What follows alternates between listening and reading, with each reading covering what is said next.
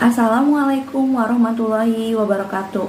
Kami di sini akan menjelaskan mengenai penciptaan manusia dalam perspektif Al-Quran dan sains tafsir ilmi. Untuk memenuhi syarat mata kuliah integrasi dan sains dengan dosen pengampu Ibu Prof. Dr. Kartini MPD, dengan beranggotakan saya sendiri, Salsabila Nindira Jasmine, dan teman saya Ulfiatun Hasanah.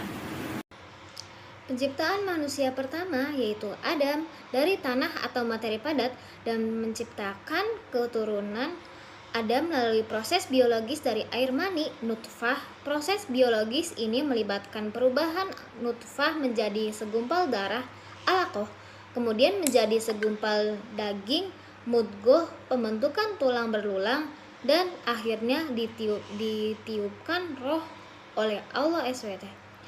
Al-Quran menjelaskan bahwa manusia diciptakan dari saripati tanah yang kemudian menjadi air mani dan tersimpan di dalam rahim.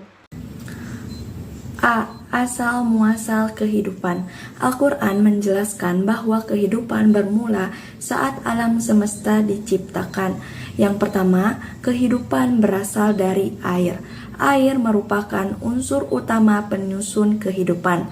Organisme pertama berkembang di lingkungan berair. Air penting dalam metabolisme dan kelangsungan hidup. Dalam Quran Surat Al-Anbiya ayat 30, A'udzubillahi minasyaitonirrajim, Bismillahirrohmanirrohim, Wa ja'alna minal ma'i kulla syai'in hayya afala yu'minun, yang artinya, dan kami jadikan dari air segala sesuatu yang hidup, maka mengapa mereka tidak beriman? 2. Kehidupan berasal dari tanah. Allah juga menyebutkan bahwa penciptaan manusia berasal dari tanah. Tanah mengandung unsur kimia seperti karbon, nitrogen, fosfor, dan mineral lainnya yang juga ditemukan dalam tubuh manusia. Dalam ilmu biologi, senyawa organik awal diduga terbentuk dari interaksi antara air dan partikel tanah liat. Tanah berperan sebagai medium alami untuk proses evolusi kimia awal kehidupan. Dalam Quran Surat Al-Mu'minun ayat 12, A'udzubillahi minasyaitonirrajim, Bismillahirrohmanirrohim, Walaqad khalaqnal insana min sulatim min tin, yang artinya, dan sesungguhnya kami telah menciptakan manusia dari saripati atau yang berasal dari tanah. Yang ketiga, kehidupan berasal dari luar angkasa atau panspermia. Beberapa ilmuwan berhipotesis bahwa kehidupan mungkin berasal dari luar angkasa melalui meteor yang membawa bahan organik. Seperti teori panspermia, benih kehidupan berasal dari luar bumi. Mikroba ekstremofil dapat hidup di ruang angkasa, dan unsur di meteorit mirip senyawa pembentuk kehidupan. Dalam Quran Surat Al-Jasiyah ayat 13, A'udzubillahi minasyaitonirrajim, Bismillahirrohmanirrohim, Wa sakhkhara lakum ma fis samawati wa ma fil ardh jami'an min, yang artinya, dan dia menundukkan untukmu apa yang ada di langit dan di bumi semuanya atau sebagai rahmat darinya. B. Asal muasal manusia. Terdapat beberapa konsep penciptaan manusia dalam Al-Quran dan sains. Yang pertama, penciptaan makhluk dari air. Al-Quran menyatakan bahwa semua makhluk hidup berasal dari air. Secara ilmiah, air pertama yang membentuk kehidupan. Memang membutuhkan air sebagai elemen utama. Yang kedua, B. Penciptaan manusia dan tanah liat. Beberapa ayat dalam Al-Quran menyebutkan bahwa manusia diciptakan dari tanah liat. Hal ini sejalan dengan fakta ilmiah bahwa unsur-unsur dalam tubuh manusia juga terdapat dalam tanah. Yang ketiga, C. Evolusi kesadaran insani manusia. Manusia memiliki kesadaran yang lebih tinggi dibandingkan makhluk lain.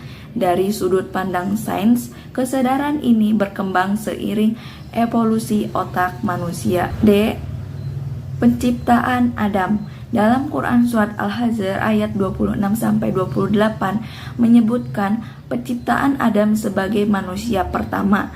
Ada perbedaan pandangan apakah penciptaan Adam terjadi secara langsung atau melalui proses-proses yang dikenal dalam sains. C. Al-Quran dan evolusi manusia. Terdapat beberapa konsep dalam Al-Quran yang berkaitan dengan perubahan manusia dari masa ke masa. Yang pertama, transformasi manusia. Al-Quran menyebutkan bahwa manusia mengalami perubahan bentuk dari satu fase ke fase lainnya. Ini bisa dikaitkan dengan perkembangan biologis manusia. Yang kedua, evolusi manusia. Sains menjelaskan bahwa manusia berasal dari nenek moyang yang lebih primitif dan berevolusi hingga menjadi Homo sapiens. Yang ketiga, penciptaan manusia. Dalam perspektif Islam, penciptaan manusia bisa dimaknai sebagai proses langsung dari Tuhan atas melalui tahapan ilmiah yang dikendalikan olehnya. Yang keempat, perspektif Al-Quran tentang evolusi manusia. Terdapat berbagai interpretasi mengenai evolusi dalam Islam. Beberapa ulama menerima teori evolusi dengan catatan bahwa Tuhan adalah pencipta segala sesuatu. Al-Quran, reproduksi dan kehidupan manusia. Reproduksi manusia adalah proses biologis yang memungkinkan kelangsungan hidup manusia dalam Islam. Proses ini telah dijelaskan dalam Al-Quran jauh sebelum ilmu sains berkembang. Sains modern membuktikan kebenaran ayat-ayat Al-Quran tentang tahapan perkembangan manusia di rahim. Sperma dan sel telur. Proses reproduksi dimulai ketika sperma dari laki-laki bertemu dengan sel telur perempuan di tubuh falopi dan memelihara sperma. Hanya satu yang berhasil membuahi sel telur, yaitu membentuk zigot yang menjadi awal kehidupan. Proses ini menunjukkan keajaiban seleksi dan kompleksitas biologi manusia. Rahim ialah organ reproduksi wanita, tempat janin tumbuh. Organ ini menyediakan lingkungan serta nutrisi dan perlindungan selama kehamilan. Pada tahap alaqah, sesuai dengan fase embrio yang menempel pada lapisan endometrium rahim, embrio mendapatkan nutrisi dari ibu dan berbentuk seperti lintah. Pembentukan mudghah sesuai dengan tahapan perkembangan embrio saat mulai terbentuk somet atau struktur awal tulang belakang. Embrio tampak seperti daging dengan lekukan sesuai gambaran pada Al-Quran. Pembentukan tulang mulai terbentuk dari kerangka kartilago selama perkembangan janin. Proses osifikasi mengubah jaringan lunak seperti tulang keras membentuk struktur kerangka tubuh manusia. Kemudian pada kelahiran dan peri kehidupan manusia, menurut Al-Quran dimulai dari tahapan nutfah, setetes air mani, atau alaqah, segumpal darah, mudghah, segumpal daging, hingga membentuknya tulang dan daging, disertai peniupan ruh oleh Allah. Dalam surat Al-Mu'minun ayat 12-14, sains menjelaskan kelahiran sebagai proses biologis yang melibatkan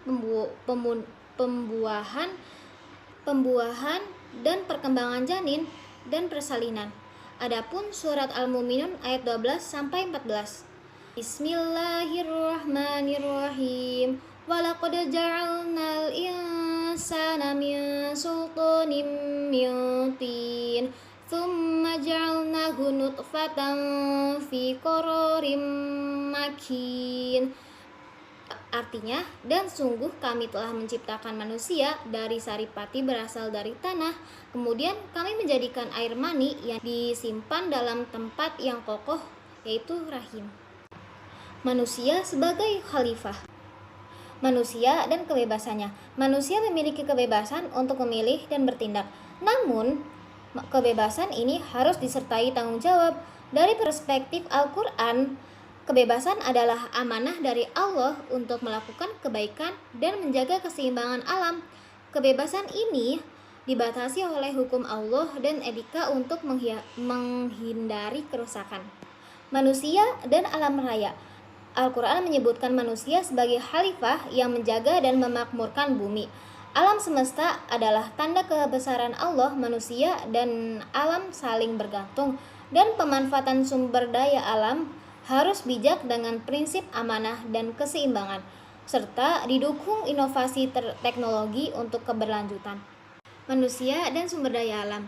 Sumber daya alam diberikan kepada manusia sebagai anugerah, tetapi harus dikelola dengan bijaksana. Ilmu lingkungan membuktikan bahwa eksploitasi berlebihan menyebabkan perubahan iklim. Deforestasi, pencernaan, dan kepunahan spesies adalah akibat dari penyalahgunaan sumber daya alam. Ada juga etika terhadap manusia. Adapun etika manusia terhadap alam, Islam memiliki prinsip moral dalam menjaga lingkungan, yaitu menjaga kelestarian alam, tidak merusak ekosistem, serta memanfaatkan alam dengan bertanggung jawab. Kesimpulannya, penciptaan manusia dan kehidupan memiliki keselarasan yang signifikan antara Al-Quran dan sains dalam menjelaskan penciptaan dan perkembangan manusia. Keduanya menguraikan proses bertahap dari awal muasal kehidupan, mulai dari unsur dasar hingga evolusi kesadaran dan bentuk biologis. Al-Quran melengkapi penjelasan ilmiah dengan dimensi metafisik dan spiritual melalui pemberian ruh. Lebih dari itu, baik Al-Quran maupun sains menyoroti peran sentral manusia sebagai sosial, berpikir, dan bebas, dengan tugas utama sebagai khalifah untuk menjaga memakmurkan bumi. Hal ini menegaskan pentingnya etika lingkungan, keberlanjutan, dan pemanfaatan sumber daya alam yang bertanggung jawab.